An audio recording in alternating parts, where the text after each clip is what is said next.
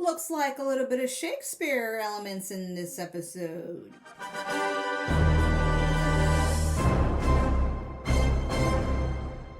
Hello, welcome back to Asha Media TV. My name is Asha. For those of you that are new here, this is my little channel where I like to watch and react and review a variety of stuff related to sci-fi, fantasy, and comic books. So in today's video, I am going to be watching episode 10 of the first season of Superman and Lois, titled, "Oh Mother, Where Art Thou?"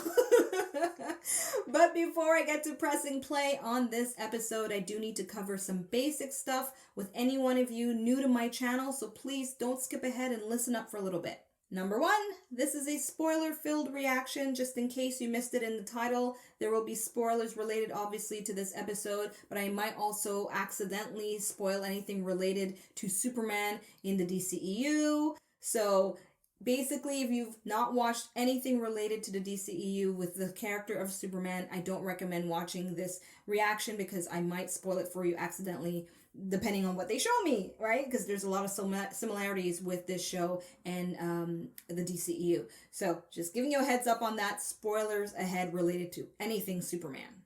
And it's possible you've come across other videos on my channel where I was showing video footage and or clips with audio related to the episode. I no longer can provide those kinds of reactions here on YouTube for legal reasons. So if you want to find out all about that, check out the video above my finger here instead of ranting about it in the comment section. I really appreciate that courtesy.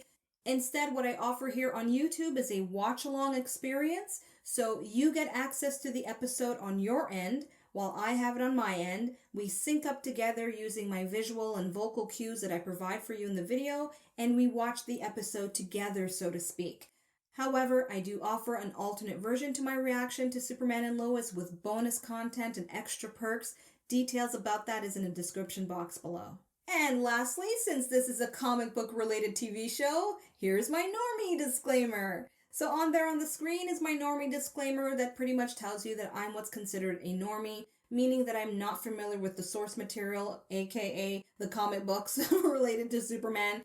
So if I get anything wrong or I misinterpret something that is related to a particular comic or a narrative in a comic, what thereof, please be easy on me about it in the comment section and use that opportunity to respectfully educate me on anything related to the Superman comics that's targeted specifically for this episode.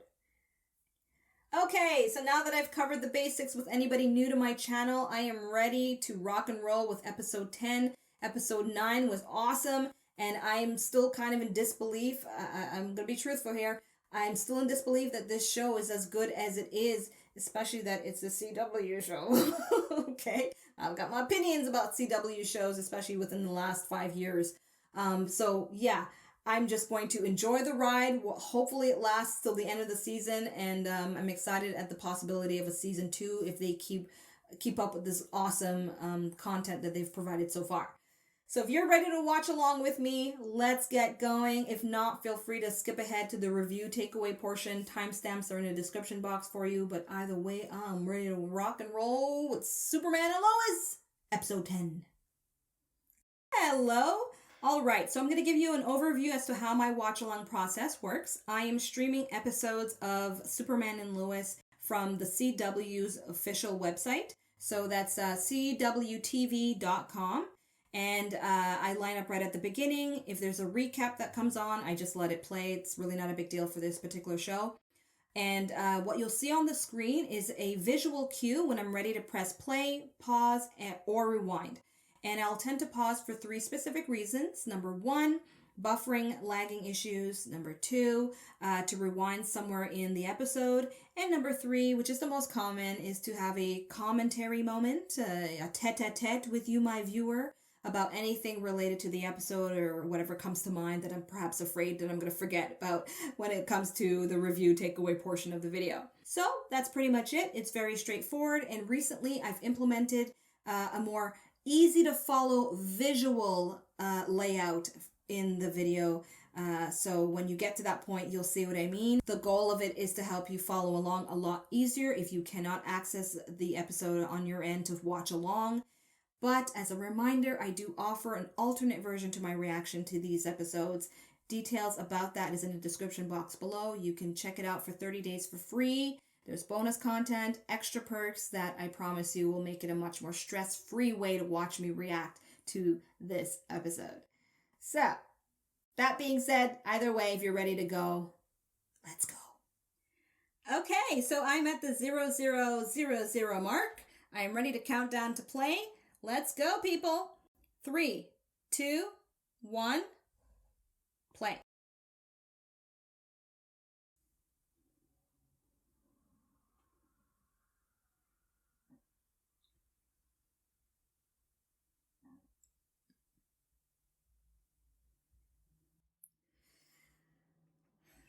So let's find out. Are we gonna find out who exactly Morgan Edgen is?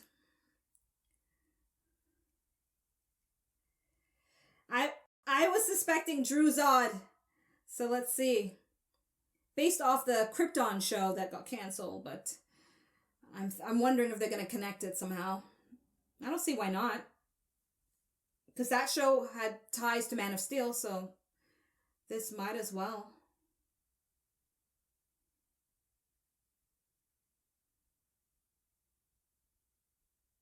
Like brother or brethren?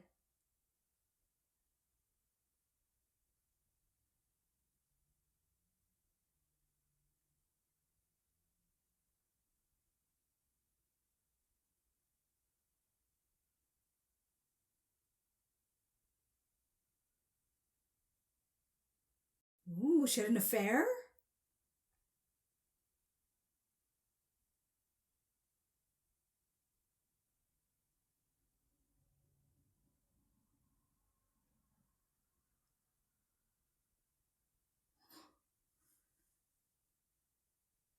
Okay, all right.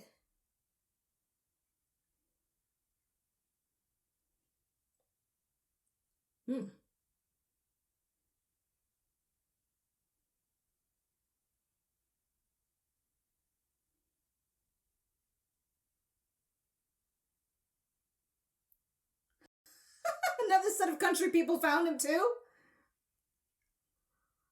Oh, that was his introduction to Earth?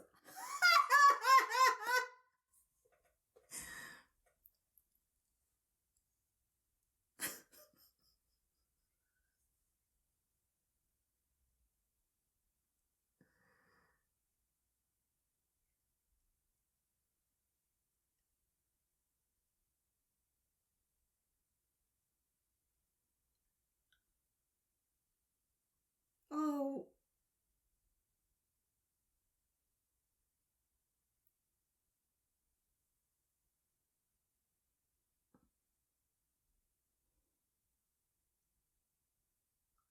What the fuck? What the? Okay, I have to pause, people. I have to pause. This is too much. I'm at 2 minutes and 45 seconds. 2:45. Oh my gosh. I'm not even at 3 minutes, and this is like a bombshells of bombshells. They went all Brightburn and everything. Okay, so I need to clarify for myself more than anything what I just got here. So his mama had a baby before him, because he looks older. Sent him there beforehand. He just got the shit end of the stick of whoever found him, technically. Shot at him. Oh my goodness. So that was a Brightburn thing it reminded me of. And now it's kind of pulling a little bit from Superman Returns a bit, where he wants to create Krypton on Earth, just using the consciousness, the sentience, the Kryptonian sentience into human hosts' bodies. Oh my gosh. And now he's trying to bring back their mama? Oh Lord! Where are they going with this? This is a lot, people. This is a lot. Now, comic book nerds, I mean that in a loving way. I love nerds. Is the character name he has for himself, is that a comic book thing? Or is this made up for the TV show? I really need to know that. This is gonna be the first episode where I'm gonna go out of my way and look for breakdown videos and to understand this, because if they're gonna go all in with this whole Zod-like, well, anything that's opposite to Superman is kind of like whenever there's like a villain that's Kryptonian, or villain-like, put it so to speak, right? Because it's all perspective, right? Um, there's always elements of Zod like things in there, or that's probably me with my normie mind. Okay, all right. This is a lot to take in. I feel like they just hit us with a ton of bricks. Okay, let's see where they're going. Counting down to play. 3, 2, 1, play.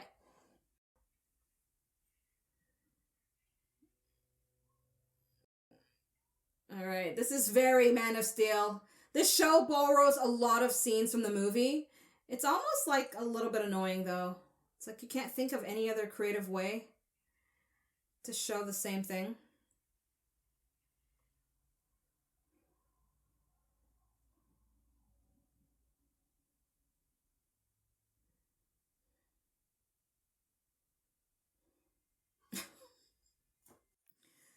Oh my gosh.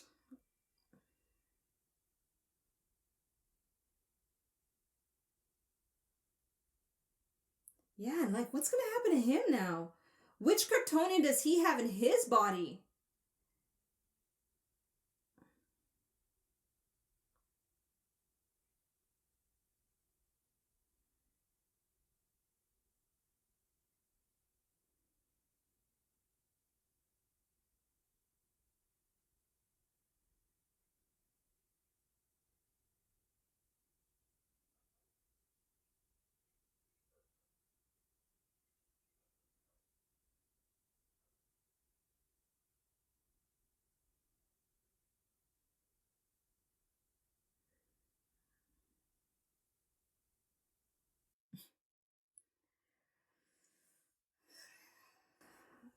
Sarah is like always on that teeter line of absolutely being like super disrespectful. Maybe I'm too much of a. I was raised very strictly, so. Yes.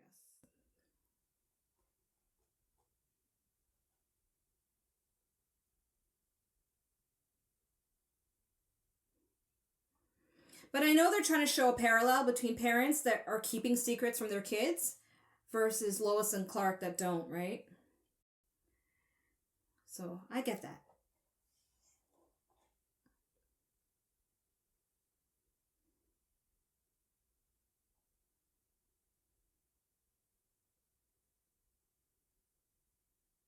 Uh, my mom's in town, or she soon will be.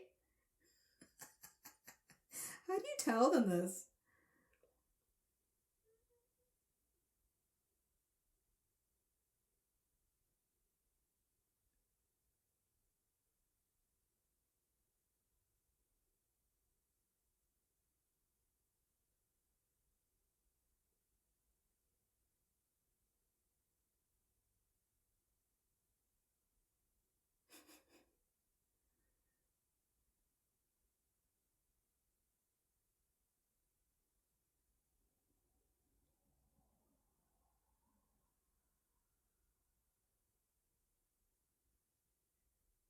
Yeah.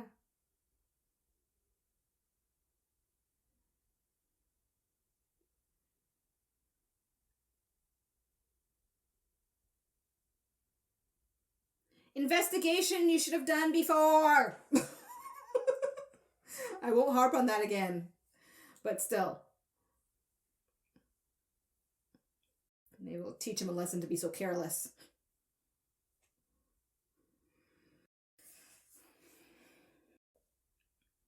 Holograms! I missed him. Of course, there's never the need.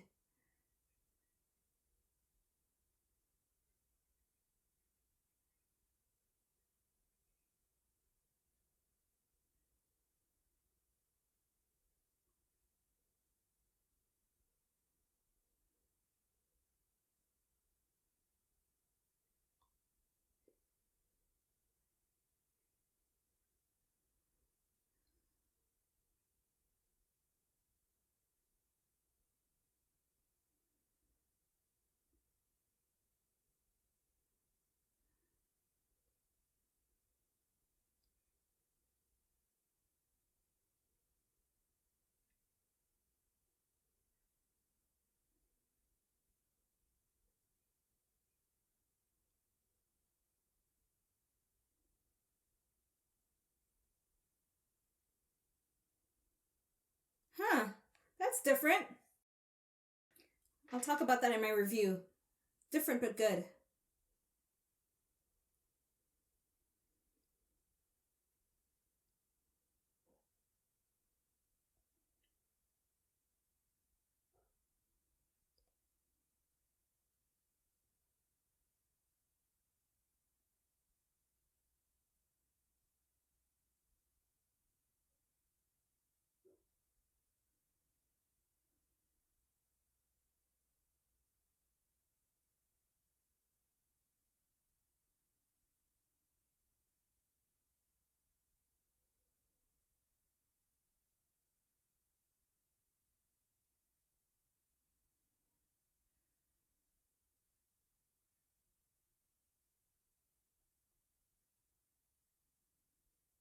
Well, you don't know for sure.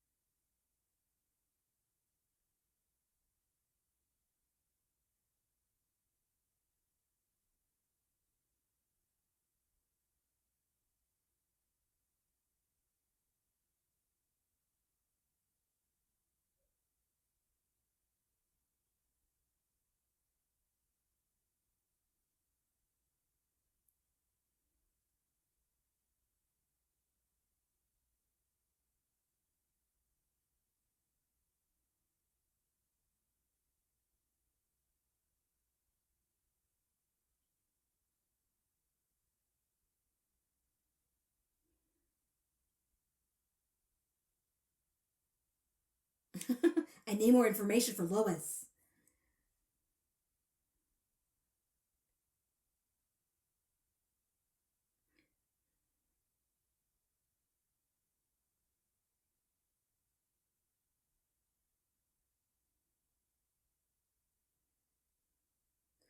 So didn't presume he'd actually go back home? Oh gosh.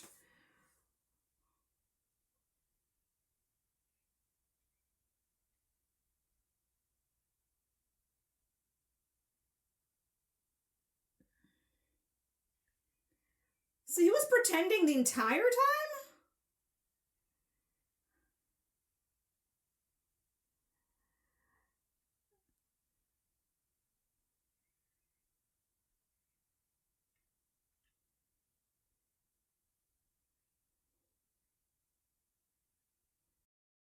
Who would be? Okay, I'm gonna pause because it's like a commercial like break. All right, so I'm at 1052. The reason why I'm a little surprised with that is because in the previous episode, Morgan Edge was using like a trigger sound to perhaps get their Kryptonian sentient to pop up, and do his bidding.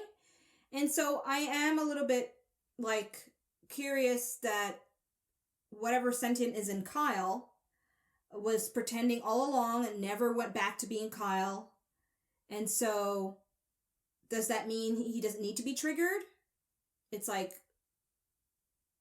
he could just stay that Kryptonian presence and Kyle's consciousness is like buried. I kind of want to know the rules. That's what I'm trying to get at. I'm trying to get to know the rules, Is the trigger even necessary? If that's the case, he could just be, super, super meanie Kyle whenever it's needed. I guess we'll see, but I find that a little bit confusing. Okay, let's continue. 3, 2, 1, play.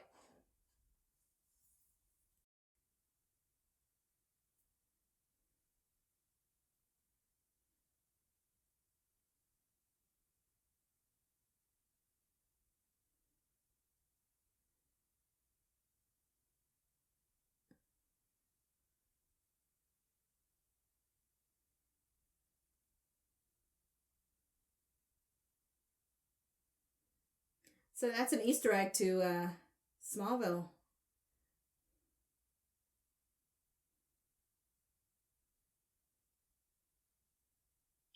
The TV show, I meant.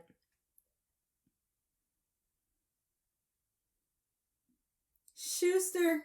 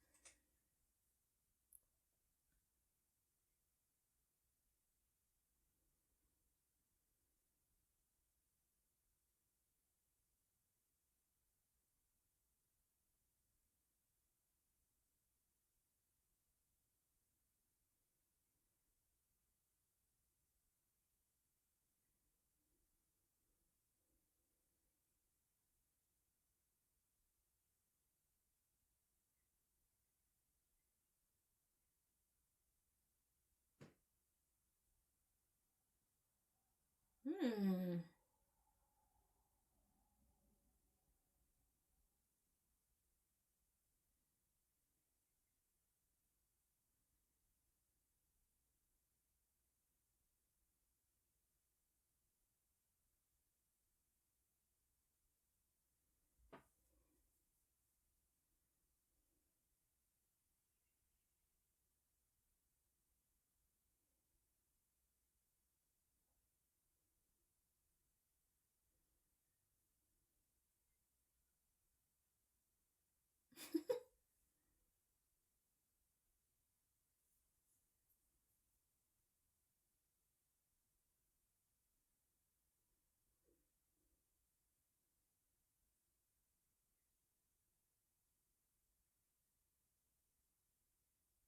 I like how their voice are altered.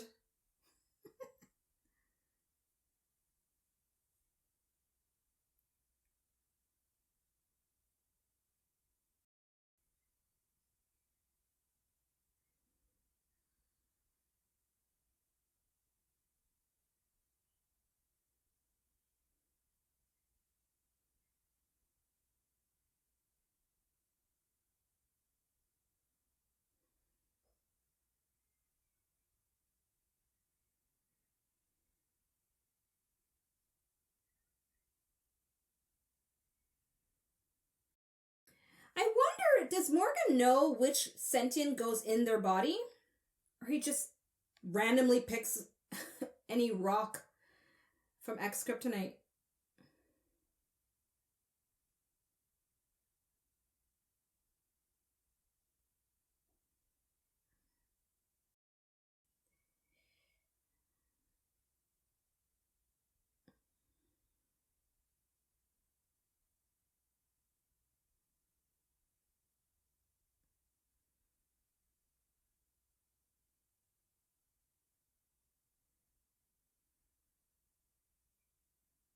Oh.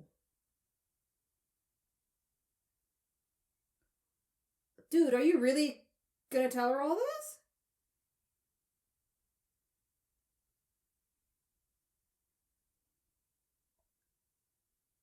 Oh my god.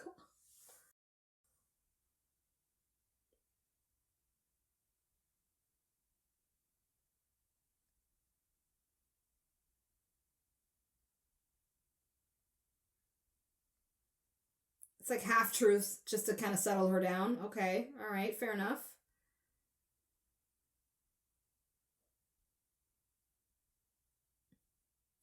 She took that really well, though. I don't know how I'd react if somebody told me my dad was body snatched.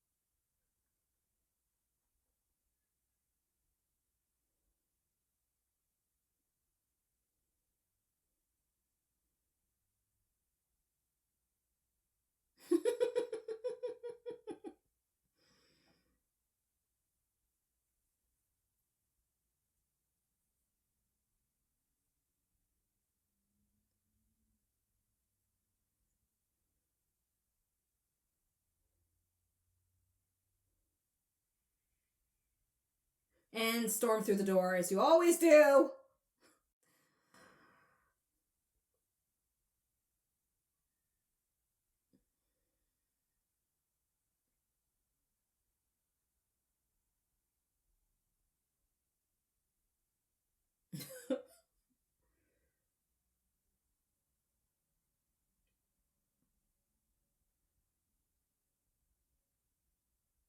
His mother.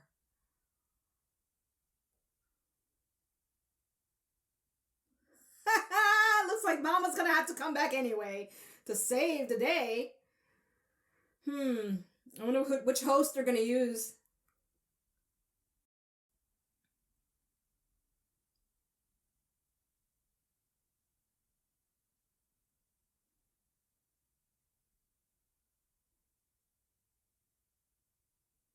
She's never seen Superman?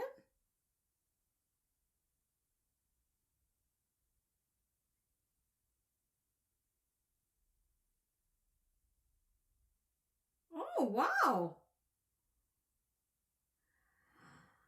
Please, let Lana be the one that sees Clark in him. Please.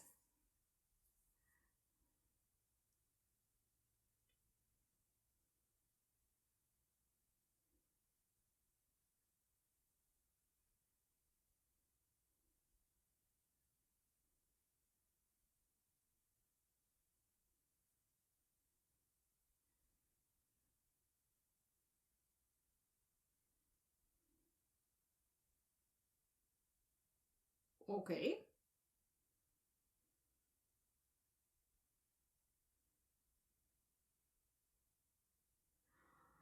Oh my gosh, can you imagine?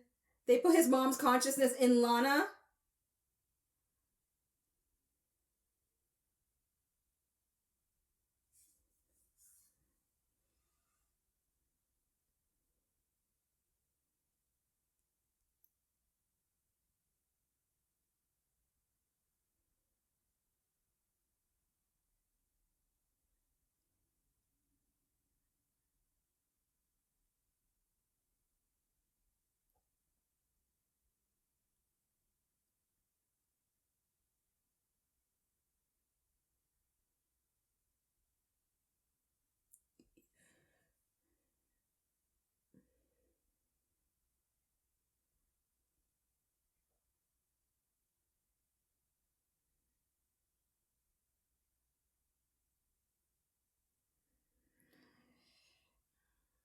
Let her do it.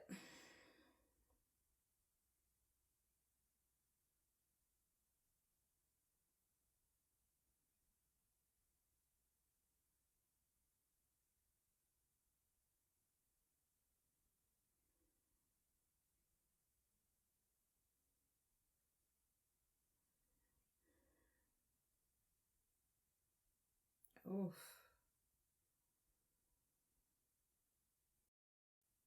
Lois takes risks too, so I'm surprised she's not that. He looks like he's 15 years old.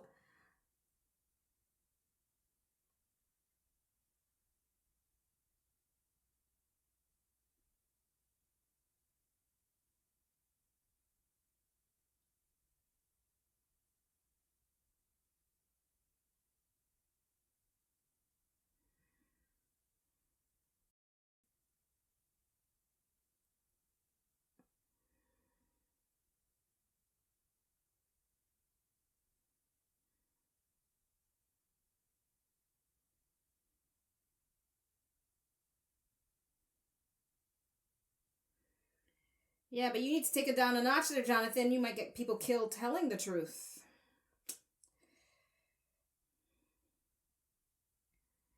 It's finding that right balance.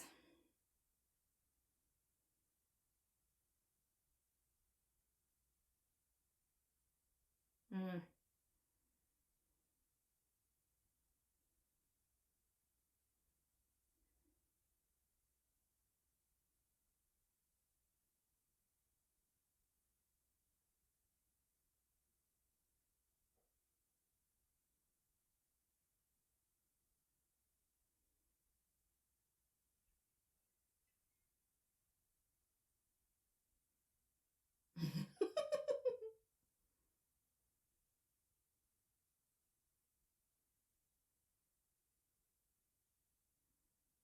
Mm.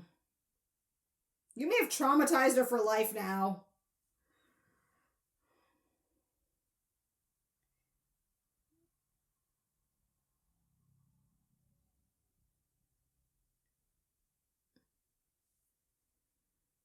Mm-mm-mm.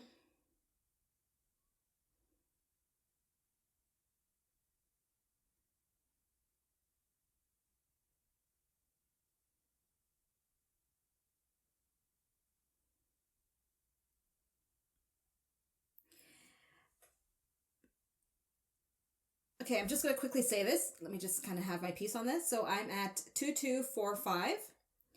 If any character out of this entire series should actually be the one that determines that Superman is Clark Kent, it should be Lana. Right? I understand the argument of, how body posture, a lot of different characteristics of the as to how Superman acts versus Clark acts that makes it why, it's believable that they wouldn't be able to tell the difference. But Lana has lifelong exposure to Clark, and then seeing Superman up front. I'm just saying that it would be nice if they just made her the one character that was like, hey, Clark is Superman, but I'll keep your secret. Just because of the history they have with each other. Am I wrong? I would just like that.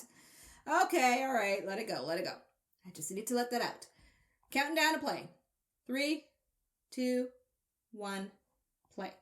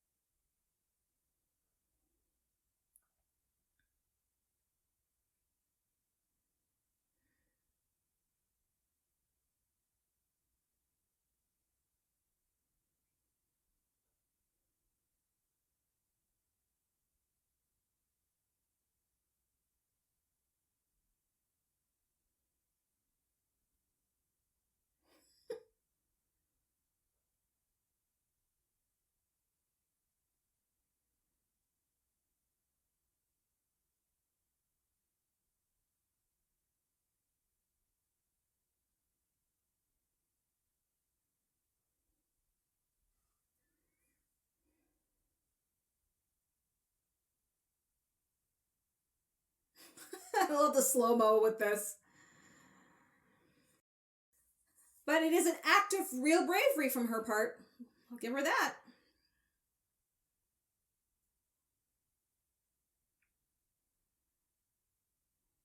And what I love is that they make the reasons justifiable within the context of the story. It's not because, ooh, I'm a woman, I'm going to be brave.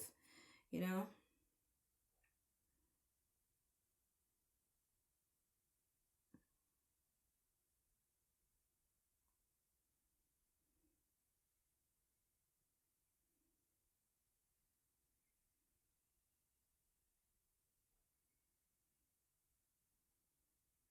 Oh, gosh.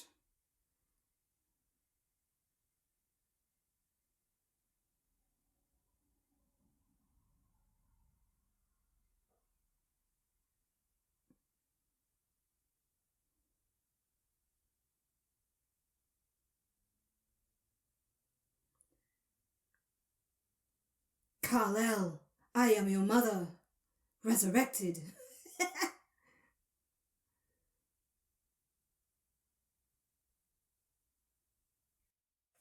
Oh my god, for real?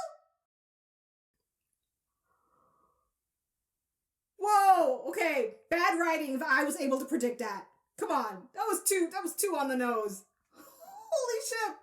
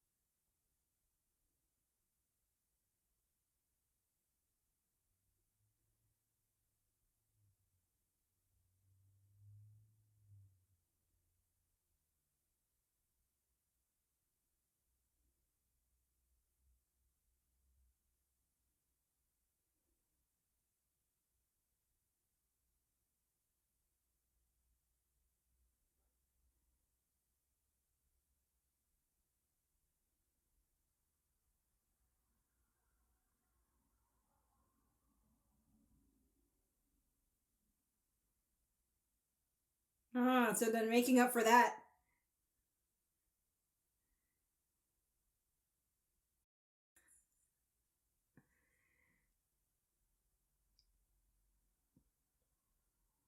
Why did you say that name?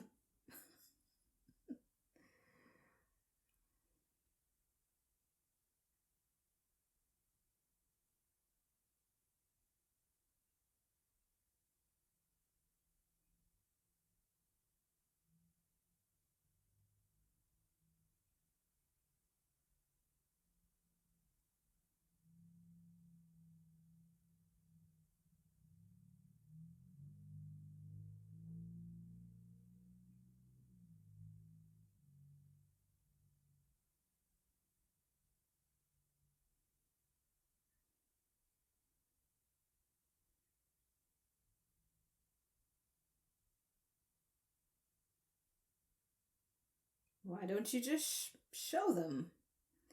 And bring her to the fortress to hook back up Grandpa holograms. I don't know.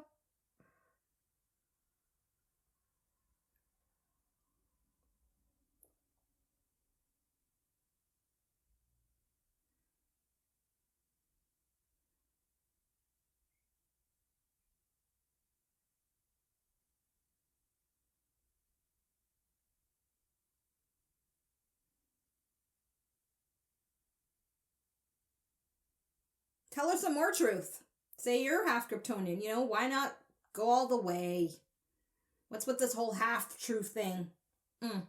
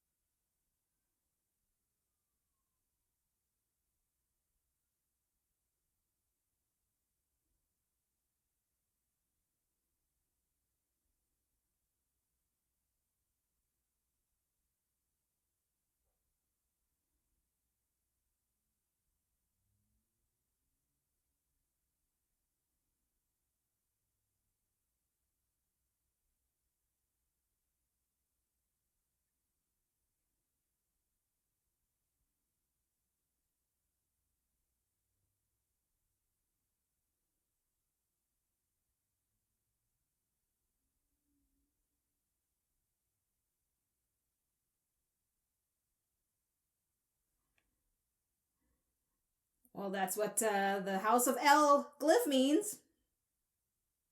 Hope. And my name Asha means hope. Like it helps them at all.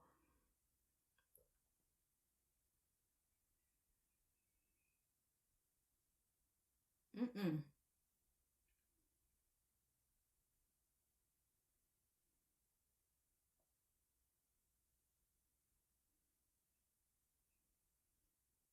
Mm. Dum dum dum. Evil deeds now.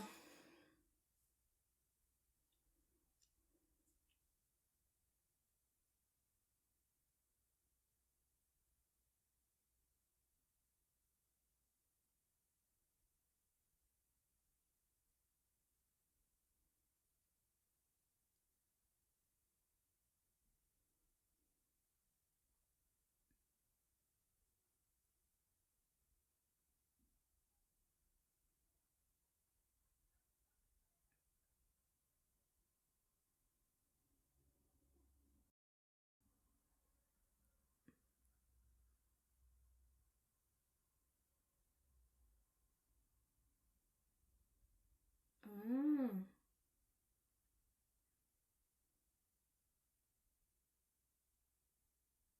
Okay. Answers my question.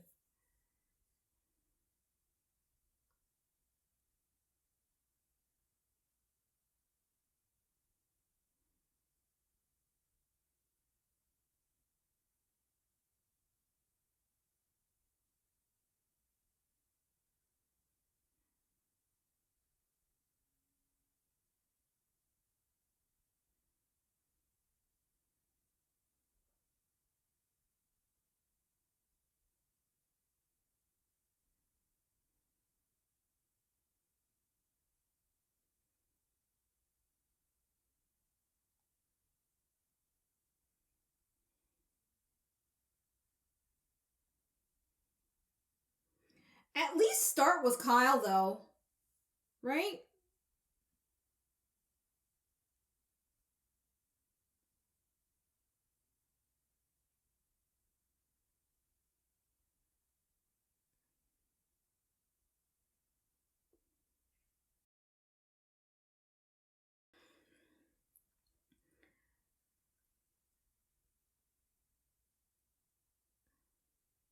And what's weird is that Morgan Edge kind of had a thing for Lana.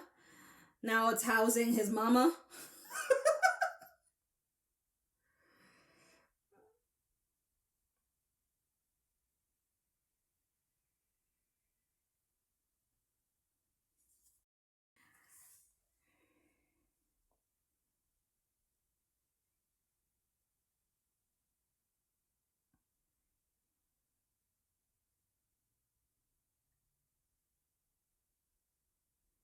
Yeah.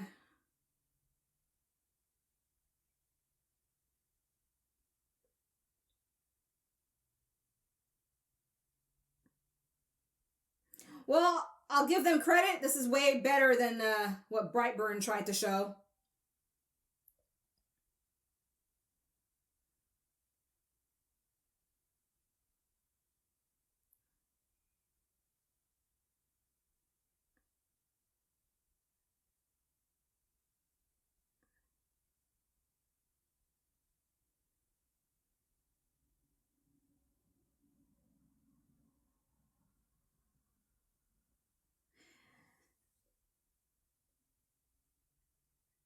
I was like, there's no kryptonite.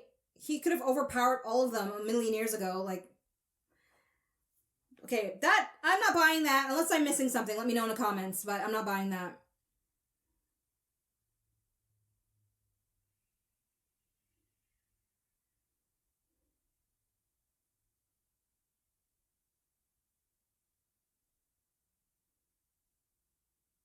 Because he arrived as a kid that was strong and already had powers manifested anyway. There's no way, like, I don't know. That doesn't make any sense to me. That he would have allowed them for so long to keep him captured.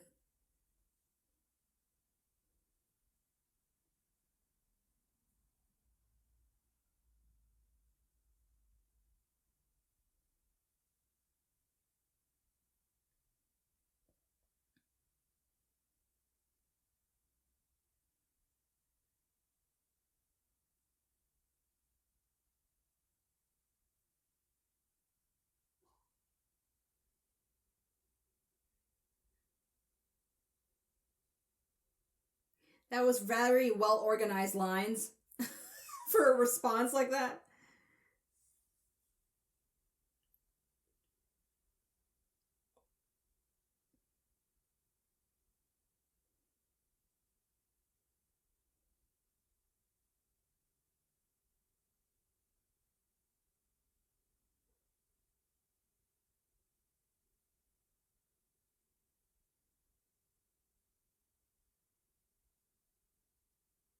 That's a nice thing to say.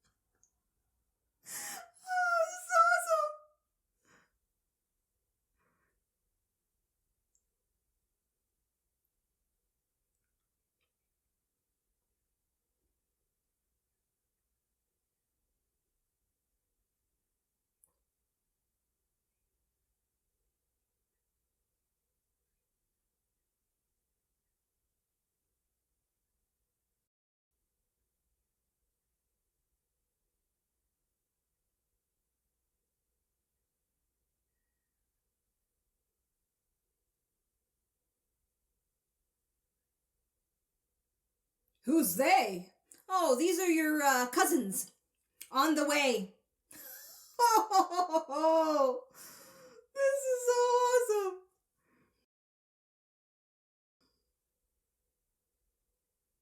Oh,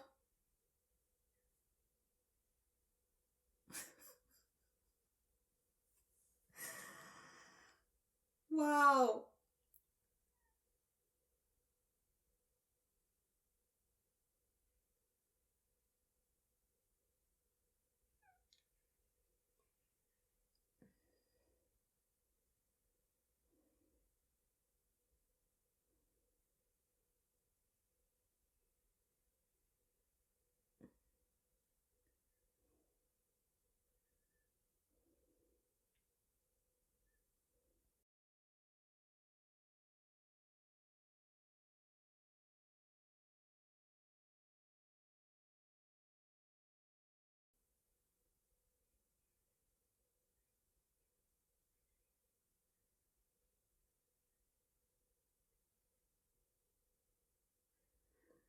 A couple of days out of commission, dude. Come on.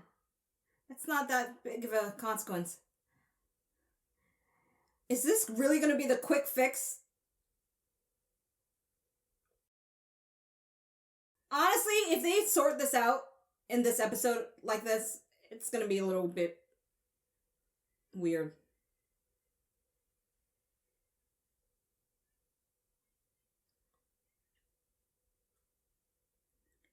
Where's Sarah? Oh, man.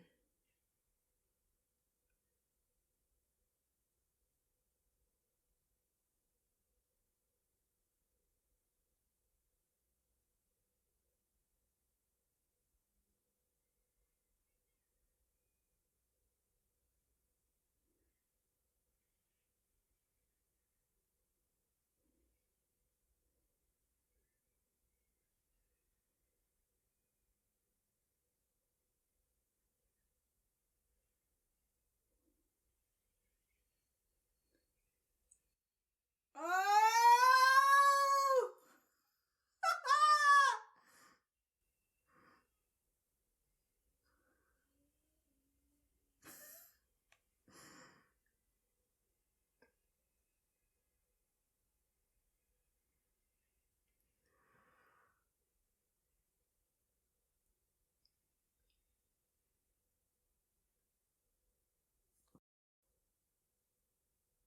uh, Amazing visually. That was probably the best visuals I've seen in a TV show in a very long time. Wow. For this genre, anyway.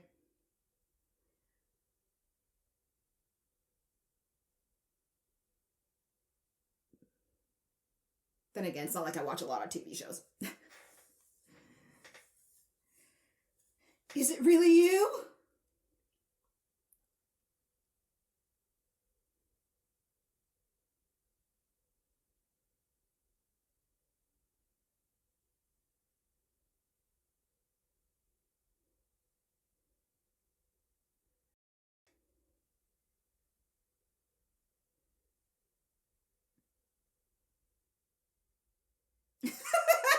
Like, um, who are you?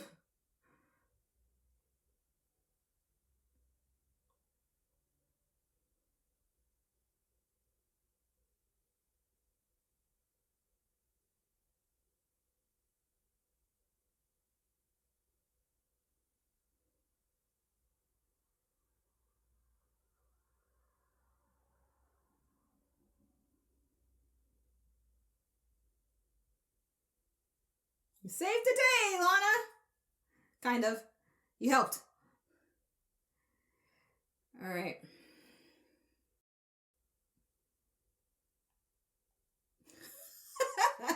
I like that. Search the globe.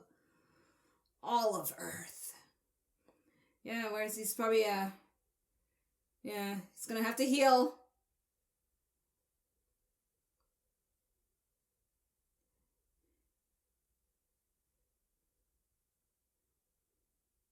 Well, how do we not know that Morgan Edge doesn't know about this place?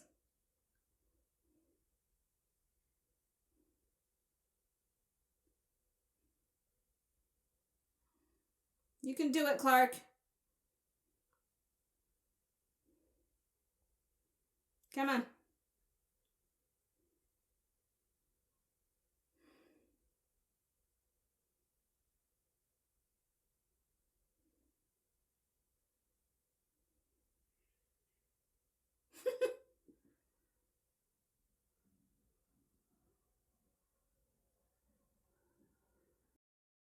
What? What was the backup plan? What?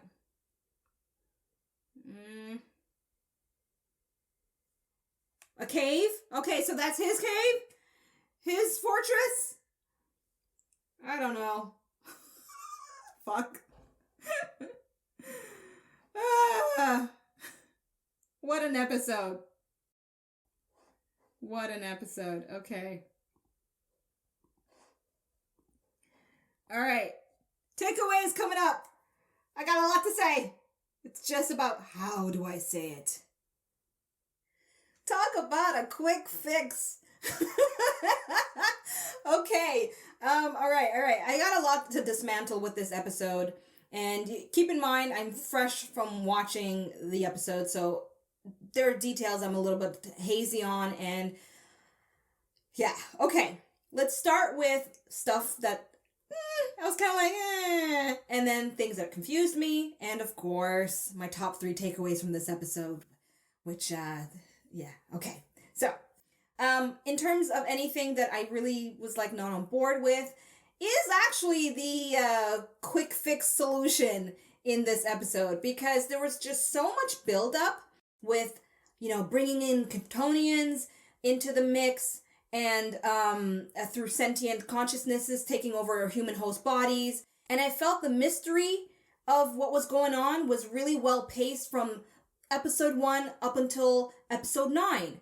And the revelation of Morgan Edge being Superman's brother was, a big, huge cliffhanger from last week's episode, right? So what I mean with the quick fix element here in this episode, I felt they just really went too much of a 180. Now, granted, they likely have bigger plans, as we can see with the ending of this episode, Morgan Edge showing this big rock mass of something. That's going to be a whole nother layer of stuff coming up perhaps towards the end of this season, because there are 5 more episodes to go. But with all of that being said, what I really didn't like with this episode is that they compacted way too much and sort of wiped the slate clean in one big quick fix with major stuff. So let's talk about the first thing that I was just like, whoa, huge deal. But at the same time, again, they just kind of went peekaboo, here you go, and then let go of it, right? So the revelation of who Morgan Edge was. We find out it's Superman's half brother. We find out his mom was genetically matched, and so she had a baby before she had Kal-El. And, that was whatever. Okay, fine. That's his half-brother. But just the story upon story upon story of Morgan Edge's upbringing, which is a la Brightburn a little bit. And then we have the final fix at the end, which made everything just work itself out by knocking out those consciousnesses out of those Smallville residents. And boom, bada bing, we're done with that. And now it's a whole new threat to come that Morgan Edge seems to have planned perhaps as a backup plan. All I know is that it was just too much. And I felt as a viewer that's kind of obsessed with the film and television canon of Superman, there were so many elements they borrowed from in this episode that I felt like I didn't have enough time to actually soak it in and take it in. At best, what I think they should have done is make this a 2-parter, somewhat of a to-be-continued situation, right? Perhaps have it at the end of the episode where Lara gets resurrected through Lana, and have Lara have some kind of meaningful interaction with her son before Kal-El.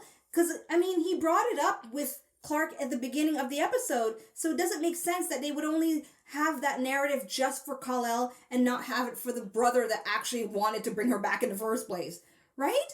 And then in episode 11, have that be a continuation to planning how to get the consciousnesses out of the residents.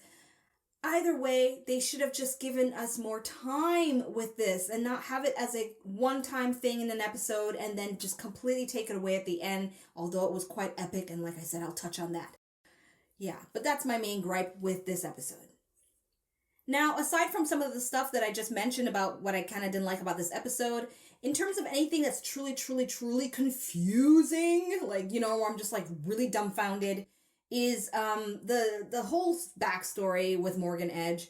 If you watch my reaction, I kind of didn't buy this whole thing of like he was hunted down as a kid with superpowers. For real. Like, a bunch of humans overtook this superpowered kid and kept it captive up until he was a teenager, and then he just broke free. I don't know. I found that kind of weird because I'm assuming by that point in time, they did not know about kryptonite. They did not know about anything that could contain a being like him. Unless he was just trying to be nice and he's like, okay, fine, I won't use my powers. I'll let you keep me as a lab rat. I didn't buy that.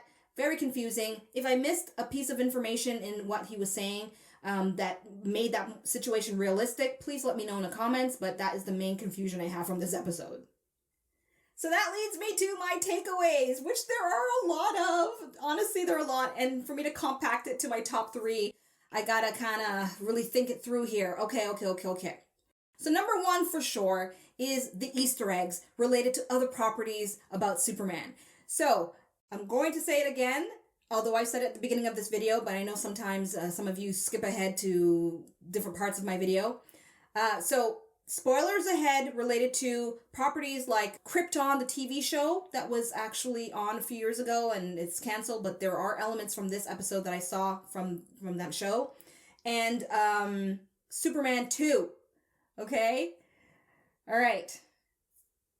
So, spoilers ahead. Okay. Check out the timestamp to skip to the next part that I'll talk about. Okay. So I love the Easter eggs, for sure, related to various properties that they incorporated in here. And if you watch my reaction, there was a moment where when they talked about Lara, having been a person that created a technology that even her husband, Jor-El, didn't know about or didn't understand it, I said as a comment, oh, that's interesting that they would do that. That's different, but it's a good thing because what it did remind me of is how in Superman 2, which is a gripe for many fans, I know that, just let you know, I'm aware of that gripe, but for me, that was my first Superman movie. I have an emotional attachment to that movie as my first introduction to Christopher Reeve as Superman, okay? So with that aside, what they've done in that movie was there was no focus on Jor-El because they didn't have a Marlon Brando to work with. So instead, the director, rightly so, shifted the attention to the mother being the main aspect of his family member to which Superman connects to. And I found that interesting that they brought it back again in this episode. And for me, what I enjoyed, and I could see some people not liking it, but I'm saying that I do, I like that we're showing Lara as a counterpart that was equal to Jor-El. She was a scientist, a researcher, she builds stuff just like him. Whereas in the older properties and recent properties from the DCEU, it mainly showed Jor-El as the main scientist of the family, and Lara was just the caregiver, wife, and mom. So I do like that they added just that bit of extra stuff to say, okay, in this case, Lara was not just a loving mom to Kal-El, she was also a professional in her field and created technology that stumped them in this episode. I thought it was a really good balance considering the fact that in this particular series, Jor-El is sort of benched as being, hologramps. There's not much for him to do except for those momentary, parental guidance that he gives Clark when needed. So it just makes sense that they would bring in Lara in this episode in that way to serve the story as they're trying to show it. And the next nugget that I recognize, and I could be wrong because it's been a while since I've watched episodes of Krypton, but is the whole thing about the genetic matching, because in that show, they actually do dive into that. That show is based on the life of Zeg-El, who was the paternal grandfather of Kal-El. And so in that show, they touch on the relationship that Zeg-El has with Lita Zod, the Zod line, and then eventually with Nyssa Vex, the Vex line, to which Jor-El is born from. And so as a fan of that show, I recognized immediately the conversation of the genetic matching, which is very much highlighted in the Krypton show. And then, of course, you have your obvious Easter eggs with the Schuster reference and the reference to the Smallville TV show, which I think I got right. Let me know, of course, if I got that wrong, where Lana is telling Lois and Clark, this is happening all over again in Smallville, where people were getting superpowers out of nowhere. And the Smallville TV show is pretty much based on that, with people of Smallville getting superpowers out of nowhere based on their exposure to certain types of kryptonite. Now, I'm sure I've missed other Easter eggs related to the episode, so please feel free to let me know about them in the comment section. But for now, my first takeaway definitely from this episode is how much they tried to sprinkle in related to Superman properties outside of the TV show. And my second takeaway from this episode is now Sarah is halfway in the know of what's going on. So it leads me to think that perhaps they may actually get to that point towards the end of the season where I can see Jordan revealing to her, I'm half Kryptonian, I got superpowers, let's get together. I don't know. Either way, Sarah is in the know halfway. And that is due to Jonathan now making a stand to his grandfather, quite clear in the episode, that he is done with the lying, and where people need to know the truth, they're going to know the truth, because apparently lying creates more problems, but I personally think the truth is going to create other problems that he's going to have to deal with.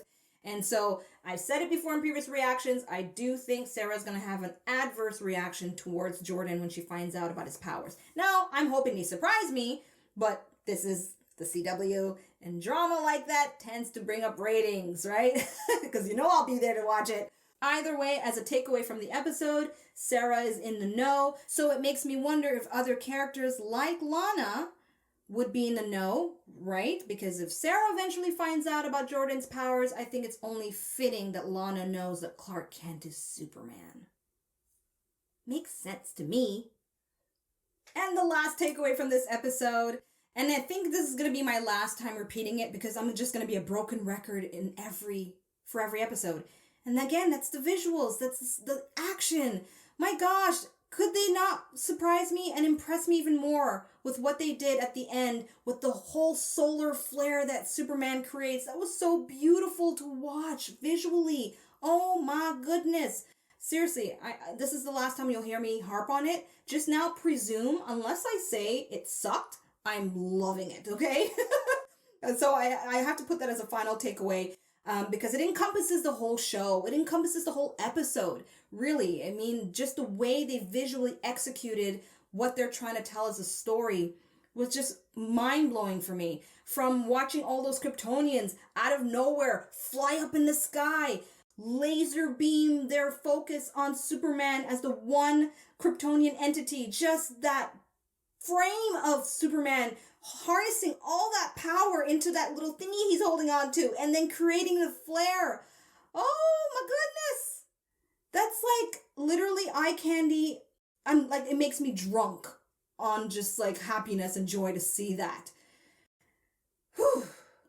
And that kind of epicness is what gets me so just kind of like, please stay epic, and don't fall into the CW trap of turning into a garbage TV show. I'm sorry to say it, but if you are familiar with CW shows, you know that they go off the rails after a few seasons. So, I gotta enjoy it while I can. Overall, an enjoyable episode. I'm looking forward to seeing what's going to happen in the next episode with Morgan Edge and the revelation of his fortress of solitude in the desert. And I like the contrast that they're creating there, right? The duality between the two brothers now. Oh my goodness, it's weird. And it's going to take a while for me to wrap my head around the whole brother thing. But as I had said in my reaction, and assuming if you skipped it, please let me know in the comments if the character they've presented that Morgan Edge is supposed to be is in the comics, or in any comic related to Superman, or is this a made-up character? Either way, I'm interested to see where it goes. I like the duality they're trying to show. Is he going to convince Clark to turn to the dark side, as Jonathan thinks might likely happen? I kind of don't think that will be the case, because as it's been repeated from the very beginning, this show is about their family, and I think that's the integral piece that is missing. If you had watched, I can't remember which reaction it was, but I had mentioned in a previous reaction that I think what separates this Superman from the Superman on John Henry Irons' Earth is that this is a Superman with actual wife and kids. I don't think the other Superman had wife and kids. That's what I think. I don't think he did. And I think the fact that he has a family, as Lois stressed, and they don't repeat lines like that for no reason, I think that is the key that keeps this Superman that we know on this earth grounded to his love and his value for his family. That's my 2 cents on that. So there you have it. That is my reaction and my takeaways to Superman and Lois Season 1, Episode 10. Definitely looking forward to Episode 11, which has a long-ass title. I don't know why, but I'm not even going to try to say it right now. In any case, if you enjoyed this video, please follow those prompts you see there at the bottom right corner of the screen, right over here. I would really appreciate that. Thank you so much for watching, and until episode 11, I'm signing out. Yes, I am. Bye. Thanks for watching. Check out my other videos and subscribe. You know you wanna.